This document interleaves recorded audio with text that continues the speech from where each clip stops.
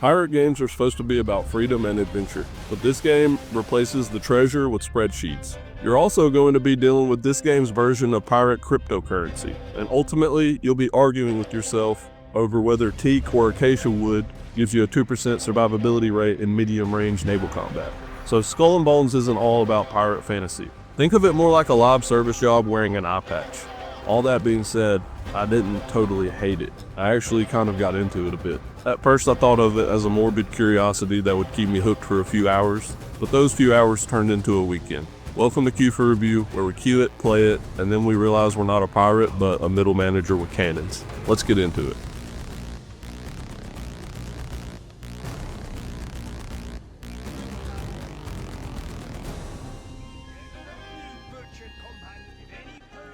Let's talk about the story, or whatever the hell this is. There is technically a narrative here, and I mean that technically. You have characters that talk, you have factions that are doing things, and they have implied motivations.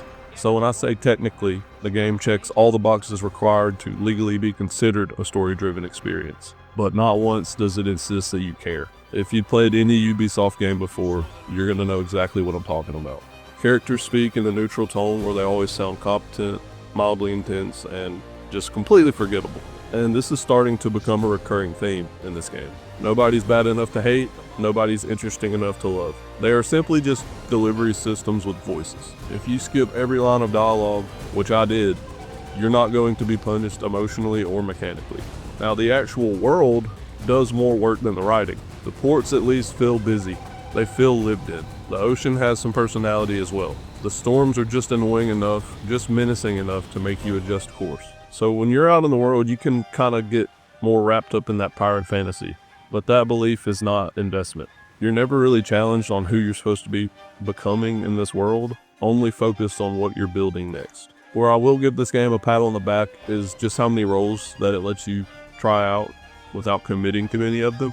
You can be a pirate, a smuggler, a rum runner, a monster hunter. I mean, in that aspect, you can actually get into the role playing a bit, and all these roles are mechanically supported, but the underlying problem is that none of them are thematically explored. It's like trying on a bunch of different jackets at a store but never buying any of them. There's just no emotion in this game. The only sense of escalation is your stats going up. Instead of feeling like a pirate legend rising through the ranks, gaining a reputation, and at the end of the day you just feel like a contractor that's leveling up and getting better gigs. It just leaves you feeling dissatisfied because it undercuts the fantasy aspect. If you're the kind of person that skips cutscenes without guilt, let me know in the comments, because you're probably the perfect demographic for Skull and Bones. Weirdly, even with all of these problems, I just didn't hate this game. I just didn't really feel anything about it. It just never challenges you to care.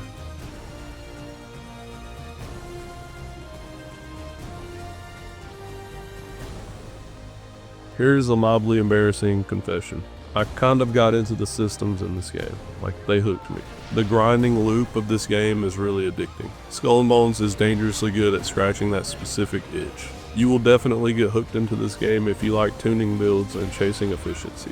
Also, the ship combat and all of the mechanics surrounding being a pirate captain feel really good. If you love the naval combat in Black Flag, you're gonna like this. And the only time you're going to be getting pulled onto land is by your choice. And the customization is deep enough to become a trap. You can tune your ship obsessively. Weapons, armor, perks, resistances.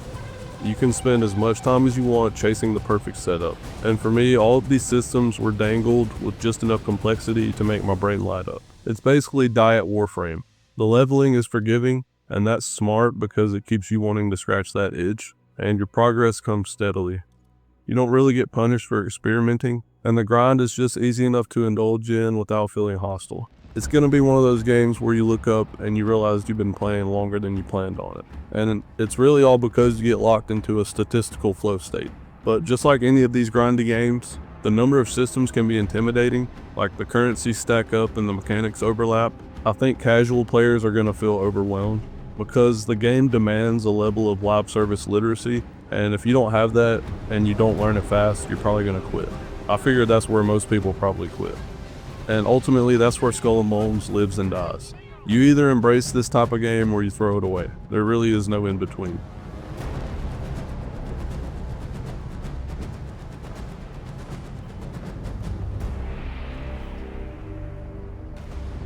Skull and Bones looks alright, but there's nothing remarkable.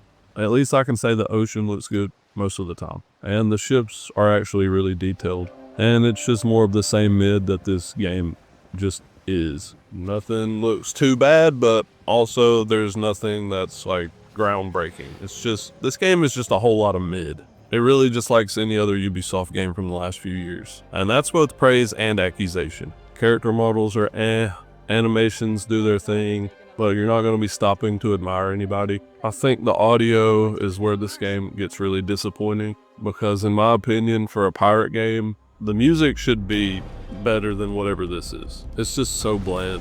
It's basically just background noise. The emotional high point in this game though is from the sea shanties, because they're still amazing. When your crew starts singing, the game has a soul, briefly.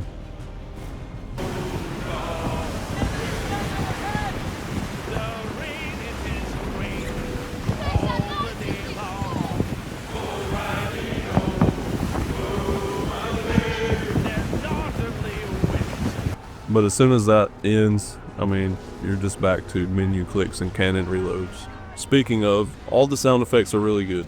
The cannons have a lot of punch to them, wood splinters, and the sea crashes convincingly.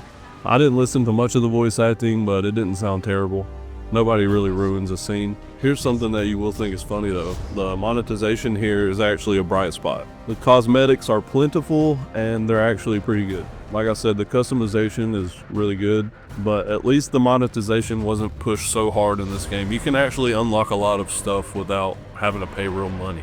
And that's actually pretty shocking for a game like this, but especially a Ubisoft game. So I'll give it credit where it's due.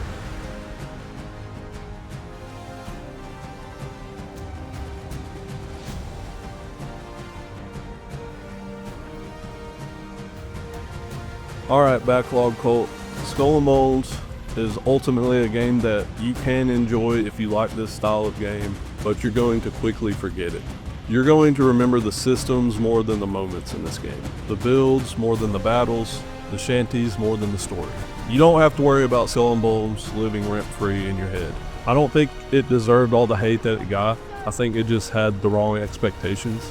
But this is not a redemption arc. It's just in a weird, uncomfortable middle space.